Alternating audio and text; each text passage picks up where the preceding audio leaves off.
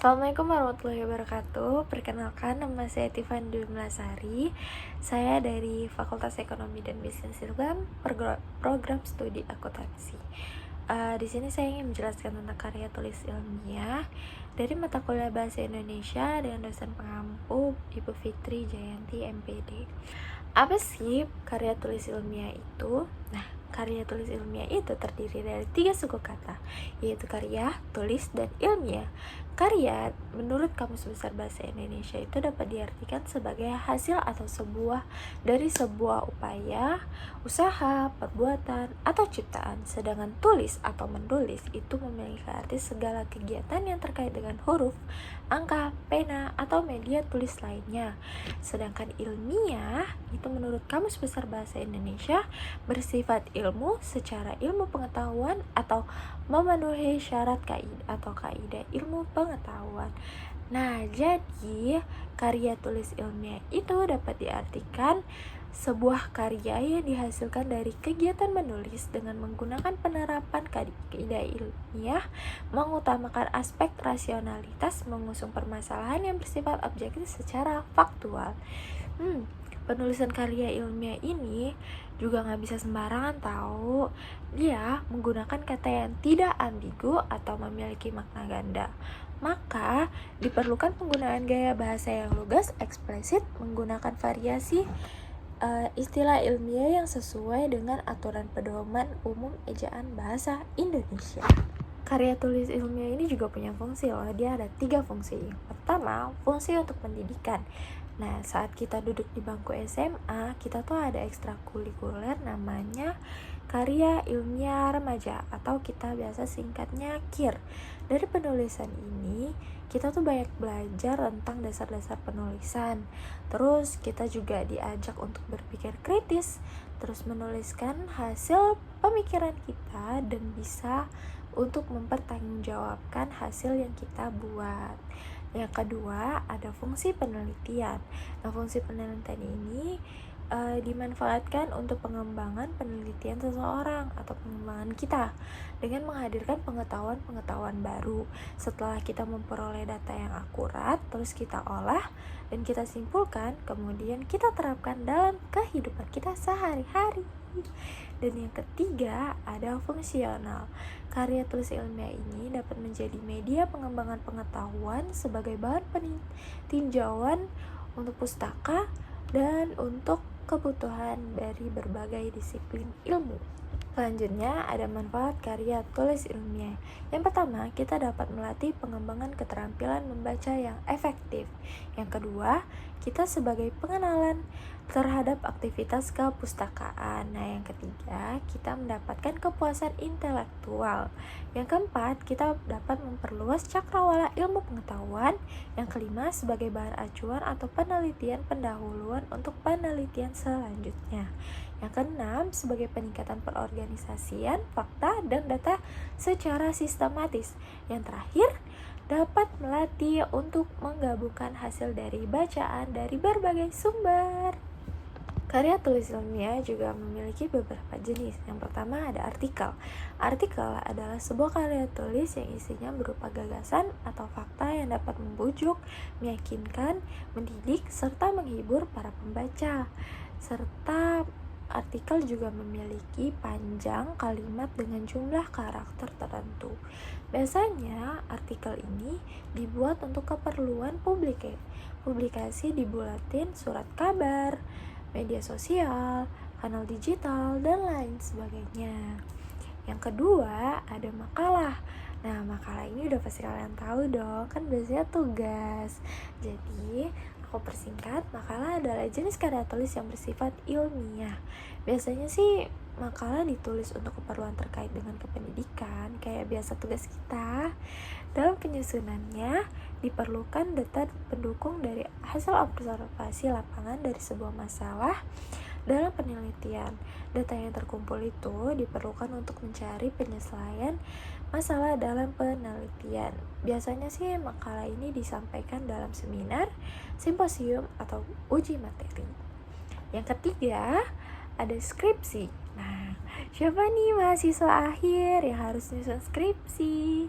Ya, jadi skripsi itu untuk penelitian hasil mahasiswa sastra strata 1 atau S1 yang membahas fenomena atau permasalahan tertentu dengan menggunakan kaidah yang berlaku. Penekanan isi dari skripsi ini terletak pada orisinalitas. Skripsi menjadi syarat kelulusan bagi mahasiswa untuk meraih gelar sarjana setelah melalui ujian di depan dosen penguji. Yang keempat ada work paper. Work paper atau jika terjemahkan dalam bahasa Indonesia itu kertas kerja. Nah, kertas kerja ini itu jenis karya ilmiah yang hampir mirip dengan makalah, tapi analisanya lebih mendalam. Jadi biasanya work paper ini juga berisi catatan-catatan auditor, berisi prosedur audit yang akan digunakan atau metode uji yang akan dilakukan, informasi yang diperoleh, dan kesimpulan yang dibuat berdasar auditnya. Terus yang kelima ada paper. Paper ini jenis karya tulis ilmiah yang ditulis berdasarkan data serta argumen yang tingkat kevalidatannya lebih kuat gitu. Jadi paper juga biasa disebut sebagai ringkasan dari penelitian yang telah dibuat. Tidak banyak sih perbedaan paper dengan makalah, cuma beda di sistematika penulisannya aja dan pembahasannya yang agak berbeda. Pembahasan di paper ini cuma lebih singkat karena hanya terfokus pada analisis masalahnya. Yang keenam ada tesis. Tesis sih kurang lebih sama dengan skripsi, tapi tesis menganalisis topik yang lebih kompleks sehingga esensi ilmiahnya lebih kuat dan lebih kompleks jika dibandingkan dengan skripsi. Nah, kalau skripsi tadi untuk mahasiswa syarat kelulusan untuk mahasiswa S1, sedangkan tesis ini syarat kelulusan untuk menuju mahasiswa pasca sarjana atau S2. Dan yang terakhir ada disertasi. Disertasi ini setingkat lebih tinggi dari tesis. Biasanya sih disebut memang disertasi sih karena setingkat lebih tinggi. Disertasi ini digunakan sebagai syarat kelulusan untuk meraih gelar doktor atau S3. Jadi dia lebih tinggi dari si tesis dan skripsi tadi. Nah, isi dari disertasi ini itu adalah hasil-hasil penelitian orisinil yang nantinya dapat diaplikasikan ke kehidupan nyata. Biasanya disertai diuji oleh profesor atau dokter senior dan profesional gitu. Nah, karya tulis ilmiah ini juga memiliki caranya guys. Yang pertama ada perencanaan. Sebelum kita masuk ke tahap penulisan karya tulis ilmiah itu harus diawali dengan proses perencanaan. Jadi kita harus merencanakan nih, apa sih yang bakal kita tulis. Nah, biasanya perencanaan ini tuh diperlukan adanya topik-topik suatu karya, tujuannya, terus sasaran pembacanya siapa, terus ruang lingkup dari karya tulis ini tuh siapa aja. Nah, yang kedua ada ungkapan. Nah, ungkapan ini berisi ungkapan-ungkapan data yang menunjang baik dari hasil penelitian, studi kasus, studi ilustrasi, atau kita melakukan wawancara dengan mempersiapkan pertanyaan-pertanyaan dan juga bahan-bahan observasi. Yang ketiga ada analisis. Nah, analisis ini itu proses selanjutnya setelah kita menganalisis data. Jadi kalau biasanya disebut sebagai olah data. Jadi data itu diolah dengan perumusan masalah yang sesuai dengan topik yang akan kita angkat. Jadi gak bakalan lepas dari data-data pendukung yang telah kita kumpulkan. Jadi tahap ini itu biasanya kita akan membuat kerangka atau draft dari karya tulis kita. Tapi juga kita nggak akan lupa untuk kaji terlebih dahulu permasalahan yang akan muncul dari mulai tahap perencanaan tadi, pengumpulan data sampai ke tahap analisis ini. Yang keempat ada kesimpulan. Jadi kesimpulan ini tuh kayak sebagai penjelas dari yang sebelum-sebelumnya bagi penulis dan pembaca. Jadi biasanya juga semuanya terlibat di sini karena ini untuk memperjelas lagi isi dari yang kita tulis. Dan yang terakhir itu ada penerapan atau penerapan gitu. Jadi penerapan itu sebagai pembuat karya tulis untuk mulai menulisnya. Di akhir itu ada terapkan. Jadi terapkan ini tuh ibarat kayak kita nih udah ngumpulin data, udah banyak data-data yang terkumpul, sekarang udah disimpulkan juga. Nah, kita tinggal terapkan aja, atau biasanya sebagai tanda mulai untuk menulis begitu. Nah, selanjutnya ada struktur karya tulis ilmiah. Di sini dibagi menjadi 8 bagian, 8 struktur. Yang pertama ada halaman judul. Biasanya ya kalau halaman judul ya pasti untuk judul abstrak.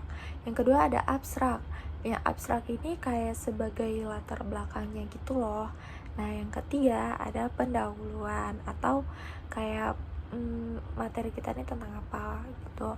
Terus yang keempat ada kerangka teoritis. Yang kelima ada metode penelitian. Yang keenam ada pembahasan. Yang ketujuh kesimpulan dan saran. Dan yang kedelapan ada daftar pustaka. Ini adalah sedikit salah satu contoh karya tulis ilmiah. Di sini ada bab 1, di situ ujung bab 1-nya itu isinya latar belakang, rumusan masalah, tujuan penelitian. Terus yang bab 2-nya juga tentang pembahasan. Di sini lengkap semuanya. Nah, ini yang terakhir ada penutupnya itu kesimpulan, terus daftar pustakanya juga ada. Begitu.